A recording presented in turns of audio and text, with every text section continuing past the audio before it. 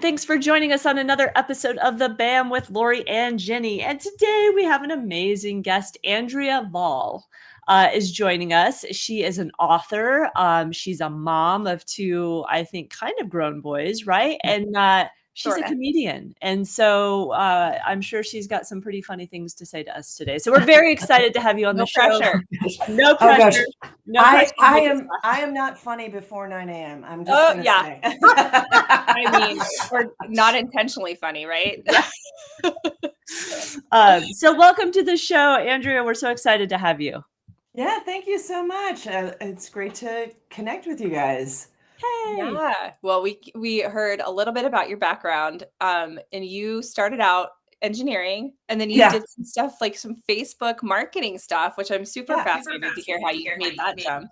I know. I feel like I've had like a lot of mini lives amongst this journey here. So yeah, started out in engineering, did that, really enjoyed it. I got laid off, and then my son was 1, so I got a severance package and said, hey, I'm going to stay at home.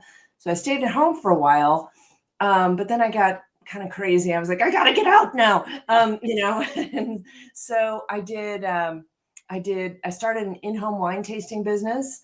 And so I was doing that for a little while on the side. Great job, drinking on the job while you have a toddler at home. Perfect. It was perfect. It was beautiful. And that was early in the days of Facebook and Twitter when those were just starting to come out. I was marketing my wine tasting business with Facebook and Twitter. And people started saying, oh, I see what you're doing. How are you doing that? You're growing your business using social media. Can you teach me how to do that? And so I was like, yeah. And so I started kind of doing consulting on the side, teaching people how to use social media to promote their business. And it kind of just grew from there. I started a blog, and I did it using a character named Grandma Mary Social Media Edutainer. My blog grew like kind of crazily. I wasn't expecting that. I was kind of doing that on the side. And that's what led to the book deal. So I got the book deal to write Facebook Marketing All-in-One for Dummies. Then from there, I was also doing some stand-up comedy on the side, and I started using Facebook and Instagram ads to market my shows. And those shows started growing like crazy. And so now I just quit my own business earlier this year to do comedy full-time. Oh my gosh. I love that story. I have to ask, because Facebook has changed so much over the years. Do the strategies that you initially employed, do they still work for you today? No, because early on I was doing a lot more organic, and organic still works for sure in different ways. It's just, I got kind of lazy, and I was like, ads are easy. Ads to me feel easier and more trackable. So I really pivoted mostly into just teaching about how to run ad campaigns for businesses. Got it. It's just, it's a matter of if you got time or money, Right. Yeah. Organic takes a lot of time. Just like life. Yeah. And ads are just really focused. You can just, and for sure you need a little bit of both to connect with people organically, but ads are just really quick and to the point. Yeah. Get it done. So Andrea, I want to go back because I like the funny. I'm all about the funny. So I want to know. I want to know how you got into comedy, where that started. I mean, I'm guessing like from being a child, that's where you started to kind of realize that you maybe either liked the attention or you were just really good at making people laugh. Yeah, pretty much. I always wanted to be Carol Burnett. That was my fantasy. I just wanted to be Carol Burnett. And I was voted class clown. Perfect. And so I just was always trying to make people laugh. It was my favorite thing. And I wanted to go into drama. I wanted to do that in college. My dad's like, nope. And I was like, yeah, I get it, And so I went into engineering, which same thing. But if you were a manager, there's plenty of drama. I know. Yeah. But no, I did also like math. So that was kind of a weird dual brain thing. But and I just always loved comedy. And when I started really doing comedy, I don't know, it was before kids. I did improv comedy for a while on the side. I was doing a couple of shows a weekend in Denver, in the Denver area. That was super fun. Improv was just goofy and crazy, and loved it. And I was like, oh, I'm never going to do stand up. That seems hard.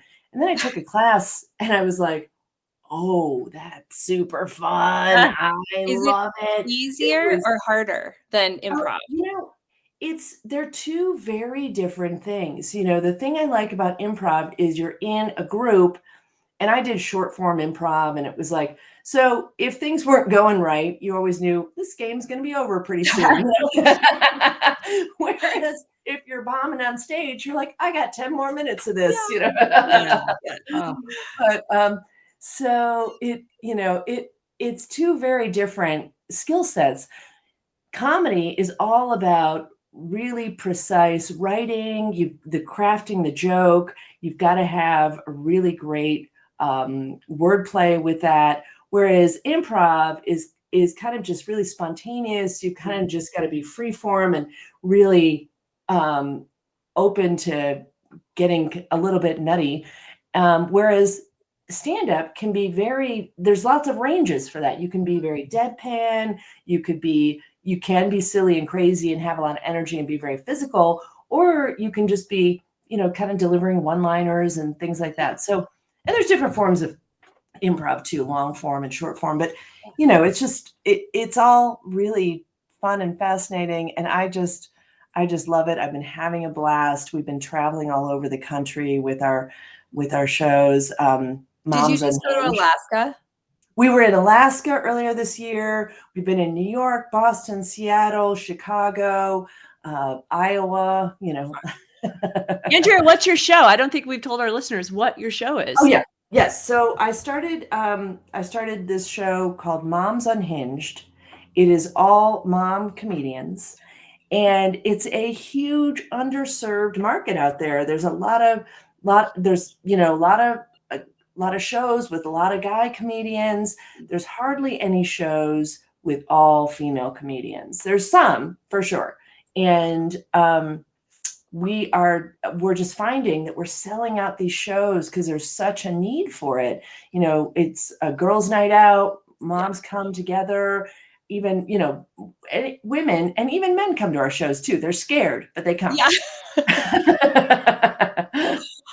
I love it. Well, being a mom, we know there's no lack of material. I think you had said something like having two sons. So you have two sons now, 19 and 22, and we'll talk about them more here in a bit. But they just constantly provide you material. Oh yeah, actually, so much. I find that some of my comedic material and comedic relief has left the building because my kids are both we get funny texts and stuff, but it's not the day to day.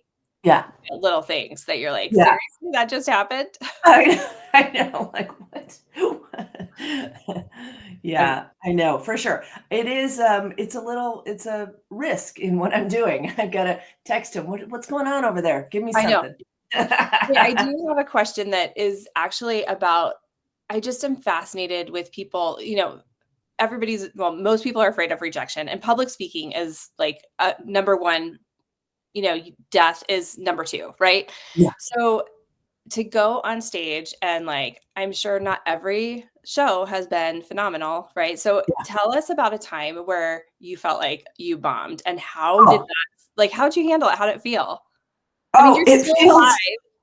It feels so horrible. It is so awful. It is the worst. So I'll talk about, I bombed many times, but it's just a necessary part. It's just sometimes the audience isn't there for you. You're not, and that is kind of the nice thing about the shows we're doing. Typically the mom audiences are there that, they get us already, but sometimes you're in a space where they're just not with you. So I was in Wichita, Kansas at I was participating in this thing called the World Series of Comedy, and was doing a show there. And I just totally bombed.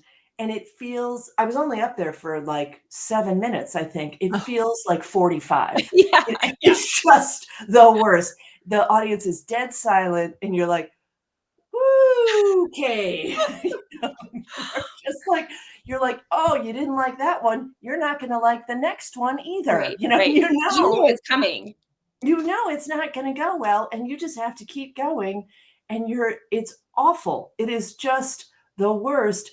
So, it was a late night show. They were all drunk.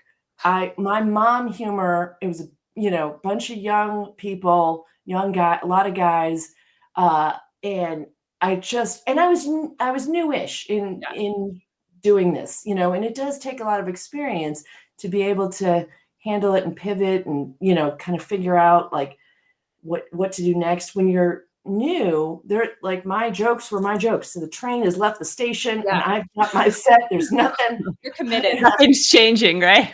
We're not doing, so I just had to get through it. And I literally I drove home the next day. It's a 7-hour drive. I cried, I think, the entire way. Oh. It was awful. I was like, I'm quitting. Yeah. I hate this. I'm never doing this again.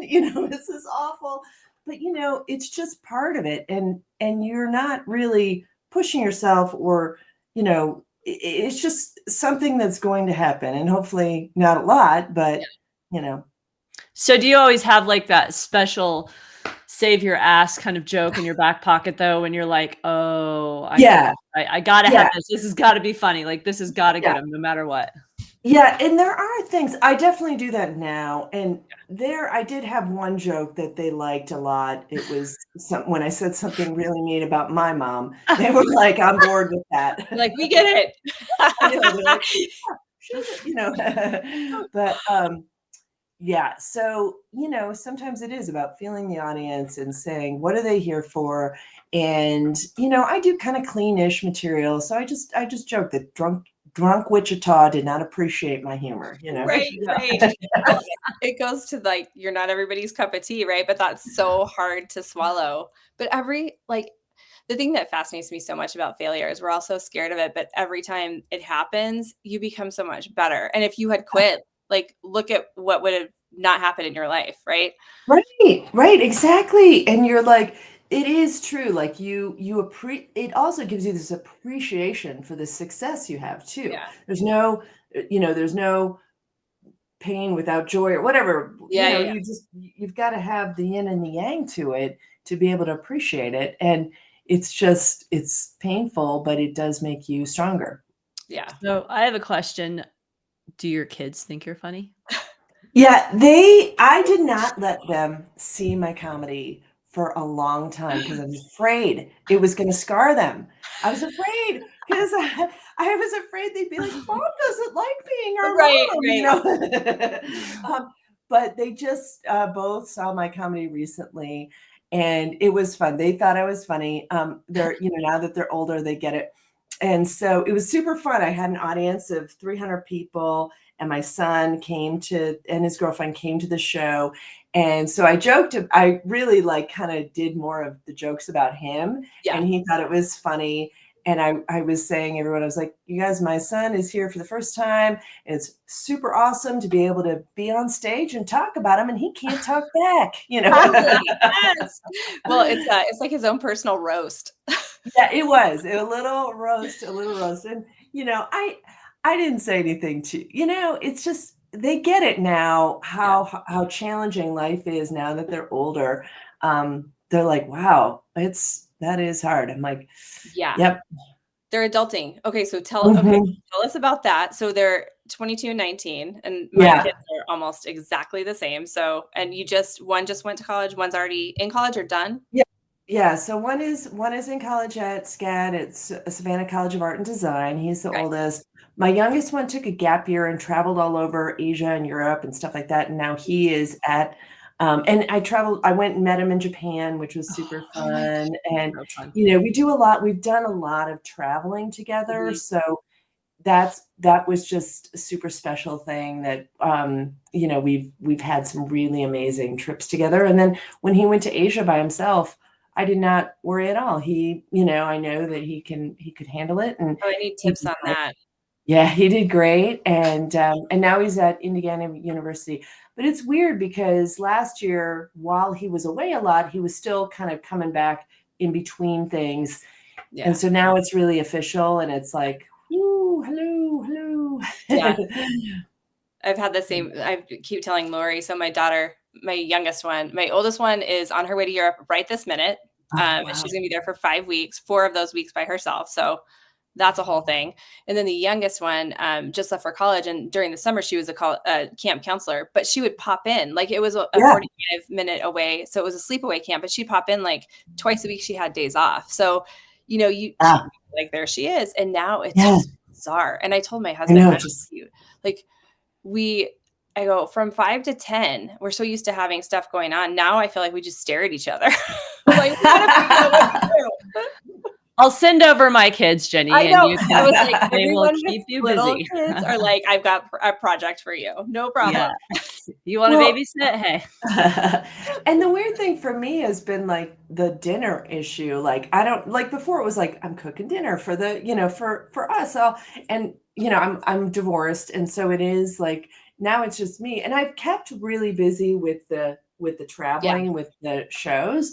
So that's been a thing. But when I'm home, I'm like, I'm making like grilled cheese sandwiches. I'm like, I don't know. Mac and cheese is a good option too. I mean, an air fryer, you can put like very small portion. Like that is a game changer. Yeah, or we have a toaster oven. Yeah, like we put a lot in there because So Andrea, I want to talk about the show and the other female mom comedians that you have participating in it with you. So it's kind of traveling. You said you go to different states. How does that work? And how did you find these other awesome women that are?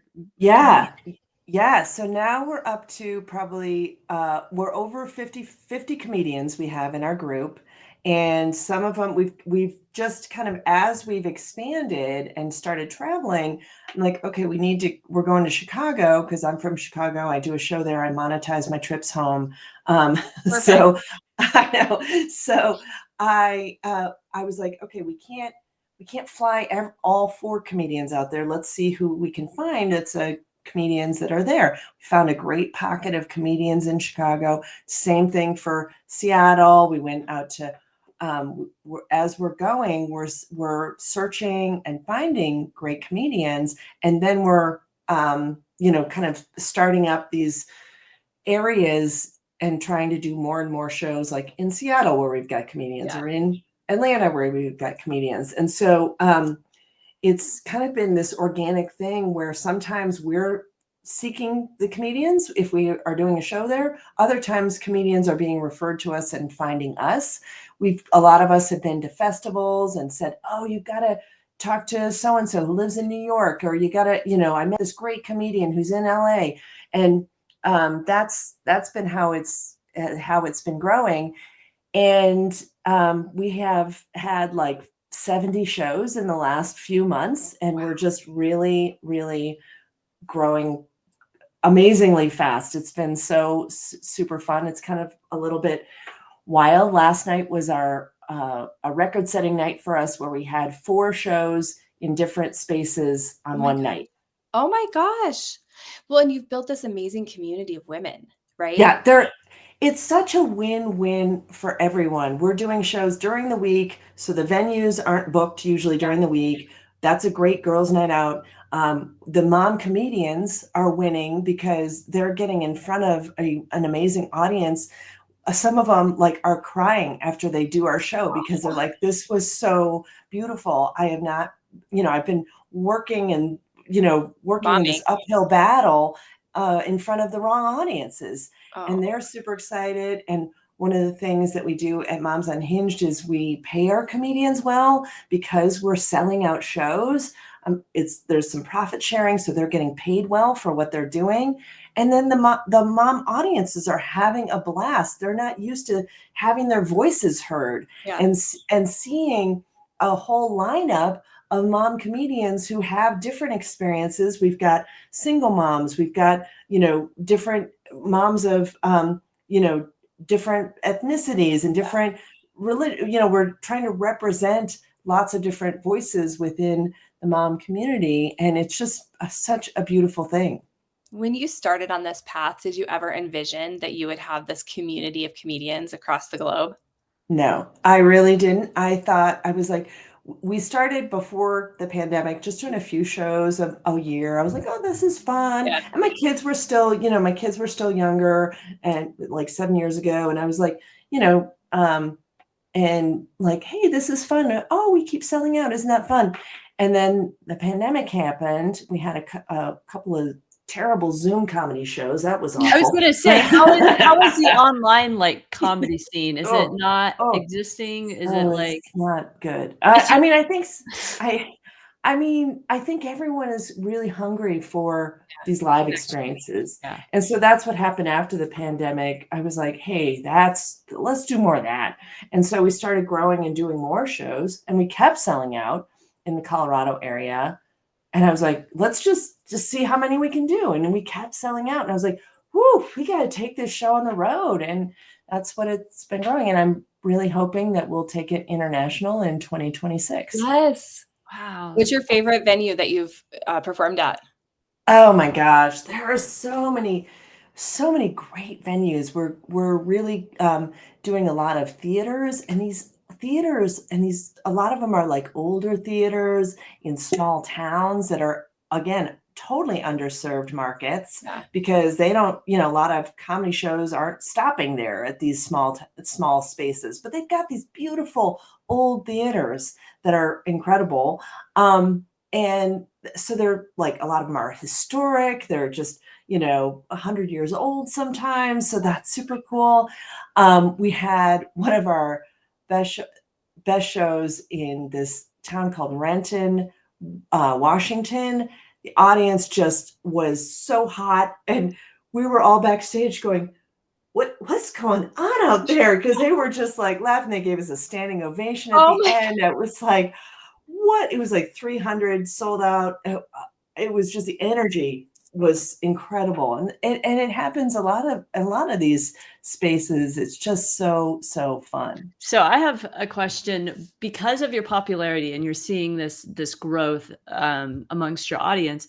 Have you ever thought of just doing a standalone location too, where you actually have a location, let's say in the Denver area, where you're like, this is like The the comedy birthday. mecca, the HQ of like, Mom's Unhinged, where maybe that's kind of like where you're building up the new comedians or Yeah. whatever it might be. I don't know if that's on tap or if you're really enjoying just the constant Yeah. hustle and Yeah, bustle. I think that presents a whole nother challenge because then you get into like renting or having a space that Lori knows all about. I was like, Lori, I can't believe you just recommended that. I know. I did. I used to own fitness studios and rent brick and mortars. But I mean, if you're in the right spot and have the right amount of, yeah. customers and all Yeah. that fun stuff too. Yeah. I mean, possibly, but we're really doing well with partnering with these spaces, and then we can rotate through. And we're sort of doing that in the Colorado area where we're building up comedians, because that is something that we are going to need to do as we grow. We're going to need more comedians. So we're, for some of these comedians who are new, we're, doing like little workshop, like feedback workshops. And, we are kind of like working on little writing times and stuff like that, so people can really hone their craft and get better, and be able to move to the next level of doing feature spots or headlining and stuff. So speaking of that, how did you take classes? Like you were naturally funny, but going and you were in front of people when you were doing your Facebook marketing, like training Yeah. and teaching and consulting. But how did you did you take comedy classes? How did you kind of hone your craft? Yeah, I did take a class. I think a class is one of the quickest ways to just take years off your learning curve, Yeah. really, because I took a class from my mentor, Christina Hall, who was a full-time comedian her whole life. She was a single mom, raised her son while doing comedy all over the country. And then she was teaching, and she was really focused on tight writing. And so I really learned how to write and craft a joke from her so well. So I was taking her classes, and then at the end of the little session of classes, we would have this workshop show where we would invite our friends, and it was fun performance, and warm audience too. It's your friends who want you to succeed. And so that was a great experience. I took the class thinking it was going to help me. I initially thought, hey, I'll take it because I was doing speaking for my marketing. I was like, oh, I'll take this class and then I'll learn how to write some jokes to put into my Facebook speeches. Well, I ended up writing comedy about my midlife crisis and my failings as a mother, which didn't fit into my speaking.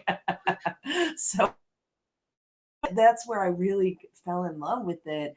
And I was like, oh, I want to keep doing this. So do you feel like you still teach?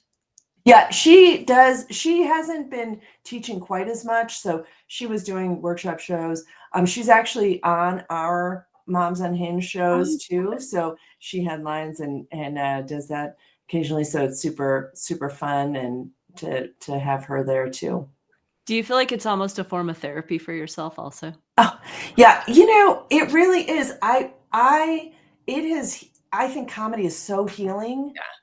It really is, because it allows you to look at your little traumas through the lens of what is funny about this.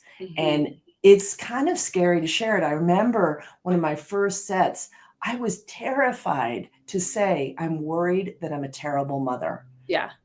And I was like scared to say that on stage and have anyone think that or even name it out loud.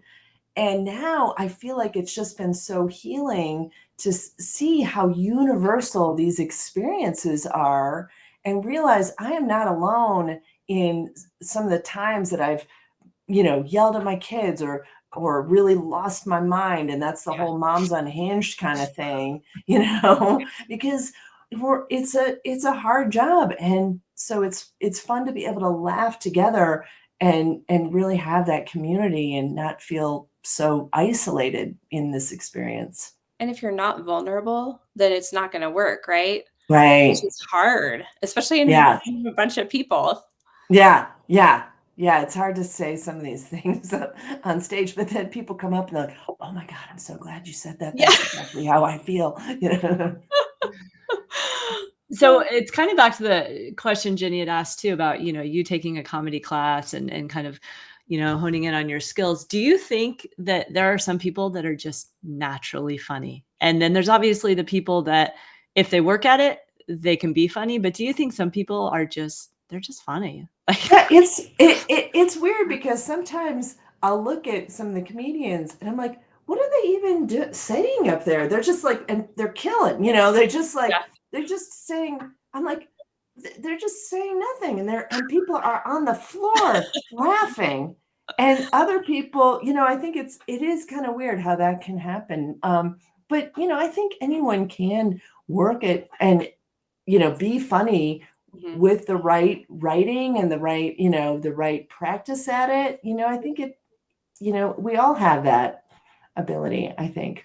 My husband's naturally funny. Lori, I had to recently tell him. So he's funny and he's always like cracking jokes and stuff like that. And he always has said he's going to do a little comedy show. But I had to tell him the other night, I'm like, it's not always the Sean comedy hour. Like I'm not in the mood for that. It does not fly all the time. Tone it down. Stand down. Yeah, exactly. Like it's just a family dinner. That's it. Did your kids ever say that to you? Like, did you ever feel? No. We definitely, sometimes I do crack a joke that might be a little insensitive, and I do have to pull back a little bit, because sometimes humor can hurt sometimes because you're trying to, Towing the it can be a little bit, it can be a little bit cutting. It could be, you definitely need to be sensitive about it. And, I think when you're making fun of something, I usually try and mostly make fun of myself. I think that it's always a safe one, right? That's like a win-win, right? Yeah. My kids are like, yep, you're pretty stupid, Mom. You're right. Okay. That's right. My kids, I still vividly remember this. And we would joke around, me and my girlfriends would be like, you guys are just assholes. Like we called the kids assholes, right? Yeah. And finally, my daughter, she was probably about 12. And she was like, again, teenage girls are different story anyway. She's like, all you do is call us assholes. Like, she was really upset. And I was like, oh my God, they actually think I think they're assholes. Like, I need to stop, So, she's probably in therapy for it. I'm sure. I'm paying the bill. So I know. That's the thing is I'm like, I don't know which time caused you therapy, but absolutely. Oh my gosh. So when you're not on stage, so are you still doing anything with the marketing, like for Facebook? Have you stepped away from that? You said kind of completely now it's 100%. Yeah, I really did. I stepped away from it completely because I just was really excited about this. I had my business for 15 years and grew it successfully. And the thing that's interesting about how I was growing my business, I always kept it pretty small. It was pretty lean. I had like anywhere between 10 to 20 clients, and I could have gone big with a marketing agency or whatever, really gone out and hustled, but I never really wanted to. I was like, oh, it sounds hard. And now I want to grow this like really big. I'm super excited about it. I can see having employees, whereas before I was like, I don't want to, Yeah. So you really can trust your gut a lot of times on where you want to go. And I loved the business I had. I loved my clients. So it was kind of hard to step away from it and kind of say goodbye to it. And I loved, I would go to conferences and see people and, got to speak all over the world too. I spoke in amazing places like Estonia and Malaysia, and that was super fun. But it just really felt like this is a time and serving such a need, and we're just having a blast. So I'm really excited to be doing this full time. Well, you said something about you feel like you've lived a bunch of like little lives within your Yeah. life. But Yeah. it's interesting. I think every single person we've talked to, it's been the same thing. It's like we think that, or it used to be that you had this one career and it was, 20, 30, 40, whatever, however many years, and you retired. And that's not the case anymore. Right. You've got people that started out in technical fields, moving into art field. It's following our joy and our curiosity has become more of a thing. Yeah. And, people, people think that it's a risky thing to make a big move, but like I was kind of growing it on the side while I was doing the other thing. And so when I had to make that leap, it's not like I all of a sudden said, hey, I'm going to be a comedian tomorrow. It was this growth and this like, testing of, can this be successful? And I do feel like the thing that's been really fun about this is it's combining so many of my skills because I'm using Facebook ads to fill these venues. Yeah. And I also grew this business, and I'm taking a very business approach to this comedy world where I'm like, okay, let's calculate the break even on how many seats I have to sell in this venue and realize that venue is going to be too expensive. And where are the risks, and really doing some calculations on what the cost or the cash flow is going to be like. And so, it's definitely, it's everything you've done in your past. And we've seen this, like Jenny said before, is prepared you for this very moment. It's like everything that you did as, this marketing guru has now just prepared you to absolutely rock what your true inner passion is, which is so incredible and amazing to hear.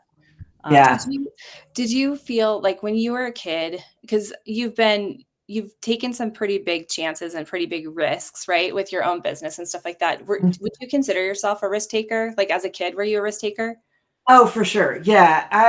When I was 16, I went to Switzerland by myself. It wasn't by myself. It was like a family was over there, but I was like, let's go. And I think, that has been really beneficial for me because there are scary moments. Like even in my own business, I had this time in 2021 where I lost a bunch of clients all at once. And I was like, oh crap. I don't know if I'm going to pay my mortgage. But I mean, I had built, a savings. And so you take these risks, but they're calculated risks, and you have savings built up so that, hey, there's going to be times where I might have a couple of bad months. We're not going to have any shows in December because December is a terrible time. I mean, it's December so busy. People aren't, it's hard to sell seats. They're doing so many other things, kids, concerts and office parties and whatever. So, I have to plan for that and know that there's not going to be much income at that time. But yeah, I think, being a risk taker is a good thing for an entrepreneur, but you really just have to take these calculated risks where you're, that you're going to be okay and you're building up a safety net. Yeah, for sure. So Andrea, I always love to throw this question out. I'm going to kind of throw two questions in one, and that is, what are you most proud of and what are you looking forward to? Yeah, I would say I am most proud of my boys. That's a mom answer for sure. I know, but I guess I'm really proud that I got to stay at home with them. I'm gonna choke up. It is, I'm so happy that I was able to make that work because that time is so precious, and to be able to be around for those moments and also have them see me build a business and still stay home. And they now, at the time it was hard because sometimes they're like, Mommy, play with us. And I'm like, in a minute, I'm tweeting, like not twerking, but tweeting. I know, right? But now they get it.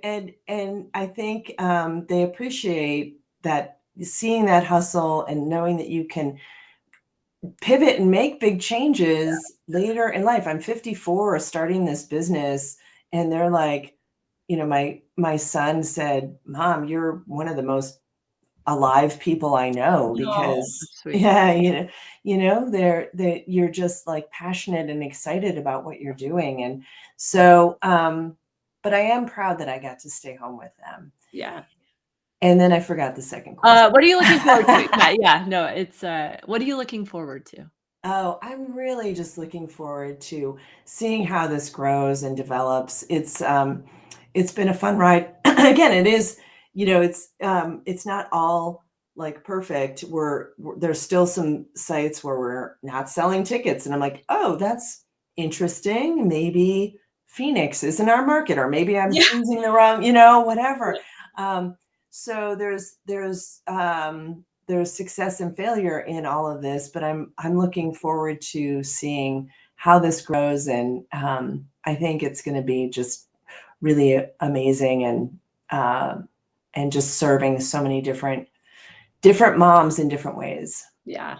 So can you tell our listeners how to find out where your next show is, website, social media information? Yeah. So you can go to momsunhinged.com, and we have a tab there that's all of our shows, and you can sort by state. We're not in every state yet, obviously. But that's a goal, except we might not go to all the states. I don't know. We have to see. But yeah, you can sort by state, or you can sign up there to get alerts. We, send out occasional newsletters about when we're doing shows where, and I think it's been fun because we see people referring their friends and being like, hey, my friend is in Louisville, Kentucky. So, or Louisville. I live in Louisville.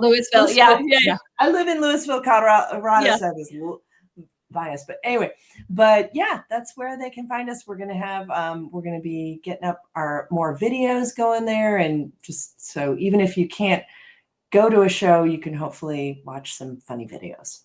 Yes. Love it. Well, thank you so much, Andrea. It was such a pleasure having you on the show. I can't wait to come and see Moms Unhinged, and it's just a pleasure, hearing about your journey, because I feel like it's so inspiring to know that anytime, at any age, you can pivot, and it can be just pivot yet, right? Yeah, exactly. It's so true. That's awesome. Yes. Thank you. This was awesome. Thank you. You guys are amazing, and thanks for what you're doing to shine a light on badass moms.